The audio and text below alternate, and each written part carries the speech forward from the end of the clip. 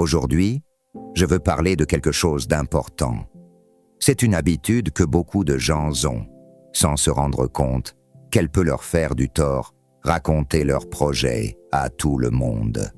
Oui, je suis sérieux. Beaucoup de personnes adorent parler de toutes leurs idées, de leurs plans de business, de leurs rêves, à n'importe qui veut bien écouter. Certains le font même sur les réseaux sociaux. « Salut tout le monde, je lance ma nouvelle entreprise. Souhaitez-moi bonne chance, ou je prévois de faire ceci ou cela. » Mais écoutez bien, mes jeunes amis, ne racontez pas vos projets à tout le monde. Aujourd'hui, je vais vous expliquer pourquoi. Quand j'étais plus jeune, j'ai fait la même erreur. J'étais tellement enthousiaste que je voulais en parler à tout le monde. Avec mes amis, on passait des heures à discuter de ce qu'on ferait plus tard, créer des entreprises, changer le monde, devenir milliardaire. C'était amusant de rêver, mais j'ai remarqué quelque chose à chaque fois que je parlais de mes projets. Ils ne se réalisaient pas aussi bien que je l'espérais. Pourquoi? Parce que dès qu'on raconte ses plans, tout le monde commence à donner son avis. Et ces conseils viennent souvent de personnes qui n'ont jamais fait ce que vous essayez de faire, ont peur de prendre des risques, ou parfois, soyons honnêtes, ne veulent pas vraiment vous voir réussir. C'est comme inviter 100 cuisiniers dans une même cuisine pour préparer un seul plat. Trop de cuisiniers gâchent la soupe, trop d'avis vous font perdre votre direction. Il y a un autre problème quand on parle trop de ses projets. On dépense toute son énergie à parler, pas à agir. Pensez-y, quand vous racontez votre idée, les gens disent « Waouh, c'est génial !» et vous ressentez une petite fierté. Mais cette sensation de réussite remplace votre motivation à vraiment passer à l'action. Au lieu de travailler, vous cherchez la validation des autres. Mon conseil, taisez-vous. Laissez vos actions parler pour vous.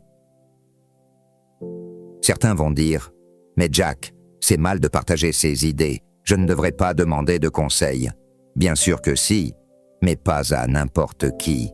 Tous les conseils ne sont pas bons. Quand j'ai créé Alibaba, personne ne croyait en moi. On me disait « Un site de commerce en ligne, en Chine, tu es fou, l'Internet. C'est pour les pays occidentaux, pas pour nous. » Même un de mes professeurs m'a dit « Jack, reste enseignant. Le business, c'est trop risqué. » Si j'avais écouté ces gens, Alibaba n'existerait pas aujourd'hui. Parfois, ceux qui t'aiment le plus sont ceux qui te retiennent, sans le vouloir. Pas parce qu'ils ne t'aiment pas, mais parce qu'ils ne voient pas ce que toi tu vois. Ton rêve, ta vision, c'est personnel. Les autres n'ont pas vécu ce que tu as vécu. Ils ne peuvent pas totalement comprendre. C'est pour ça que je dis, ne dis pas tout à tout le monde. Tout le monde n'est pas prêt à croire en toi. Tout le monde n'est pas capable de te donner les bons conseils. C'est comme une graine. Tu ne la déterres pas tous les jours pour montrer qu'elle pousse. Tu la laisses dans la terre, tu l'arroses, tu t'en occupes, et un jour, elle devient un arbre. C'est seulement à ce moment-là que les gens voient le résultat de ton travail. Quand tu restes discret, quelque chose de magique se produit. Tu es plus concentré, tu ne te soucies plus de ce que pensent les autres, et tu avances vraiment. Quand j'ai lancé Alibaba, tout le monde disait que ça ne marcherait jamais. On travaillait jour et nuit, mangeant des nouilles instantanées, dormant au bureau. Pas le temps de parler, on travaillait trop. Et quand Alibaba a enfin réussi, tout le monde a été choqué. « Comment avez-vous fait ?» demandait-il. Et moi, je souriais simplement. C'est ça, la puissance du travail silencieux. Les gens découvrent tes résultats, pas tes paroles. Parlons d'un autre danger, la jalousie. La vérité, c'est que tout le monde ne sera pas heureux de te voir réussir.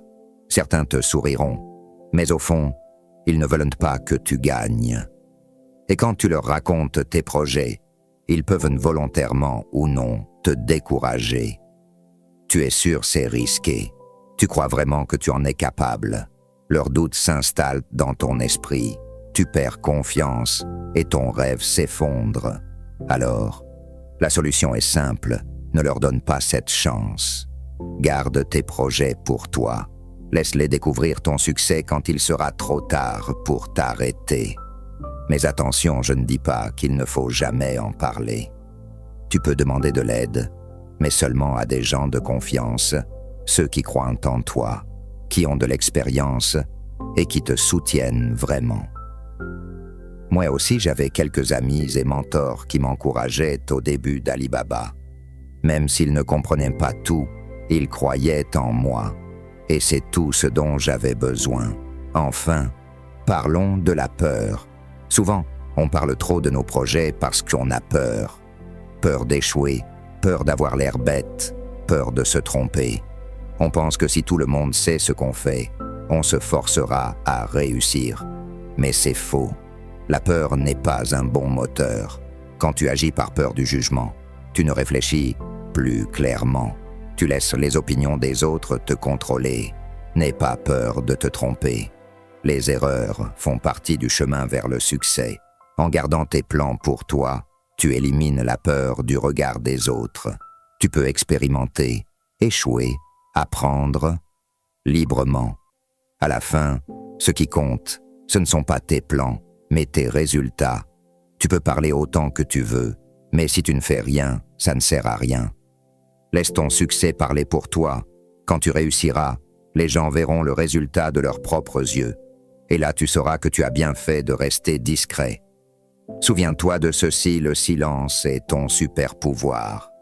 Ne perds pas ton temps à chercher la validation des autres. Travaille en silence. Fais confiance à ta vision. Reste concentré. Un jour, quand tu auras atteint tes rêves, les gens te demanderont « Comment as-tu fait ?» Et tu souriras, car tu sauras que ton secret était simple.